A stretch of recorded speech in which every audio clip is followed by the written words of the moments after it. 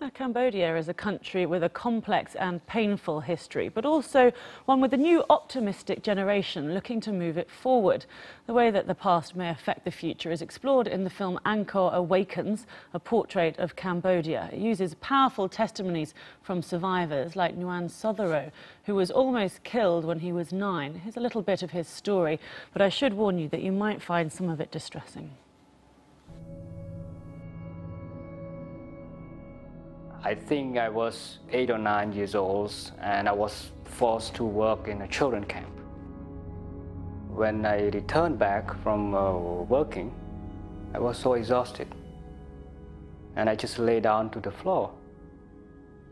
And that when I was accused that I violated the rule because I lay down without permission. So the next morning they called my name and they brought me to that man.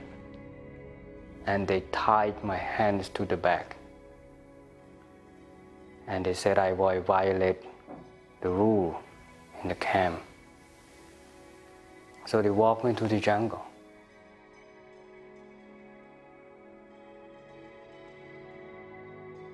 I was crying, and I know what will happen.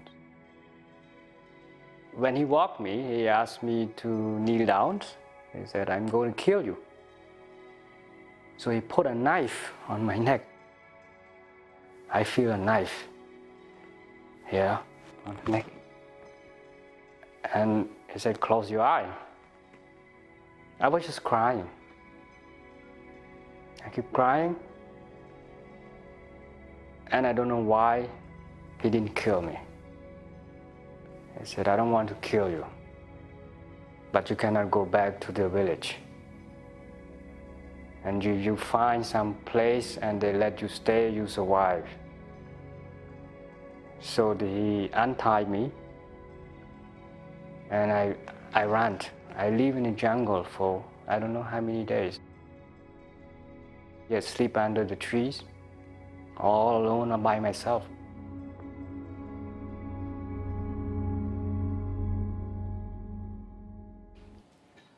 Nguyen Sothero, there was just 9 when that happened to him. Well, I'm joined now by the filmmaker of Angkor Awakens, an inside look at Cambodia. So Robert H. Lieberman joins me now. Thanks for coming on the programme. Such distressing detail we were just hearing there from just one of the survivors. Tell me a bit more about the people you met, the people that you talked to for this film. Well, it was 4 years in the making. We did a film, they call it Myanmar, which was 3 years in the making. And essentially, I was looking at 2 generations. I was looking at the older generation and then the younger, which are now 36 or younger, born after the Khmer Rouge genocide. And so it's kind of interesting to look at explore these 2 different generations. And the older generation is cautious, worried. They often say that they're afraid that the Khmer Rouge could come back, and the younger, of course, are looking forward. Of course, the political situation in Cambodia with Hun Sen and his party is a massive sort of crush going on right now prior to the elections. And that's of grave concern. Hun Sen has closed down, I think, 15 or more radio stations, and he closed down the Cambodian Daily, a main English language newspaper, and the RFA, Radio Free Asia, can no longer broadcast there. 2 of their journalists are in jail. The opposition leader, Kem Sokha, was arrested. It was a massive invasion of his house by 100 policemen, and he is now in a prison close to the Vietnamese border, charged with espionage, working with the United States to help overthrow the government. So these are trying times right now. And you actually managed to get an interview with the Prime Minister, didn't you, back in 2015? How did you manage that? That is a complex story. Can you give me 3 minutes? It's an interesting story. So there was a story on the AP Wire about John Gunther Dean, the last U.S. ambassador before Phnom Penh fell to the Khmer Rouge. And through the journalist, I got John Gunther Dean's email. I sent him an email, and the next day he called me. And we started talking. I told him about the film I was doing, and I'm listening to this guy and listening. And finally I said, "Du kannst Deutsch, nicht wahr? You speak German." And he said, "Oh, ja, yes, selbstverständlich." So I'm a child of the Holocaust. My parents escaped Vienna in 1938, so I do speak German. In fact, it's the first language. Anyhow, long story short, we start to talk, and I ask him, "When did you come to the United States?" And he says, 1939. Well, my father came and my mother escaped Vienna around that time. And then I asked him, where did he come to? And he says, Kew Gardens, which is the village within New York City that I grew up in. And then I asked him, what school did you go to? And he said, PS 99, Public School 99, which was my school. And this goes on and on. In fact, his father was a lawyer, my father was a lawyer, and he ends up saying, by the way, my maiden grandmother's name was Lieberman. You must come to Paris immediately.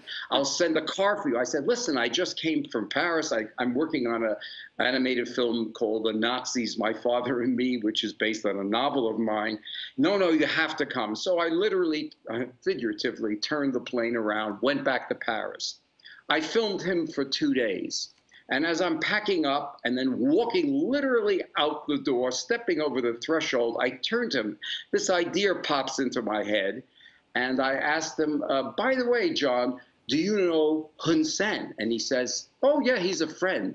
Ooh, I said, do you think you could give me an invitation? And, well, this 90-year-old man goes to his desk and writes out in longhand an invitation.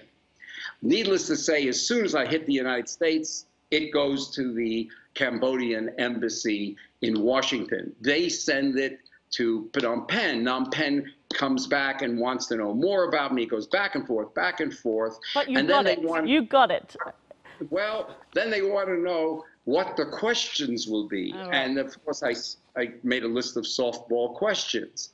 And it turns out I'm ready to go to Phnom Penh. He's coming to the United States for the UN General Assembly. Now, Hun Sen never gives interviews. I think maybe decades ago the BBC got one. Anyhow, yeah. He's coming to the United States. Just because we haven't got long, though, but just so you got it eventually, but just tell me the key things that he spoke to you. Give us what's the top line from your interview? I would say that he maintains that he would step down, if people wanted him to, he would go by the Constitution, which of course is not true. It's not happening. People are quite unhappy, but we should talk about the new generation, I suppose, right?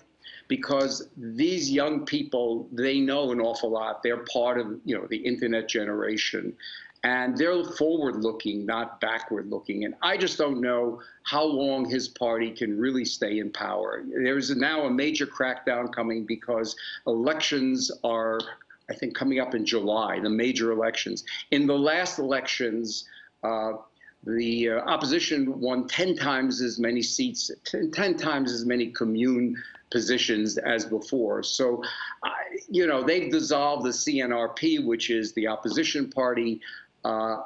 It's anybody's guess what's going to happen. Anyhow, I had a 2-hour eyeball-to-eyeball interview with Hun Sen, and it's in 2 hours is not in the movie. There are a few minutes of Hun Sen that are kind of telling. Okay. Well, yeah, I'm so sorry. I could talk to you forever, but thank you so much for joining us. And actually, we can watch your documentary in full here on the BBC. It's Angkor Awakens, a portrait of Cambodia. It's coming up this weekend on BBC World News TV. The first broadcast will be on Saturday at 9:10 GMT. So thanks very much.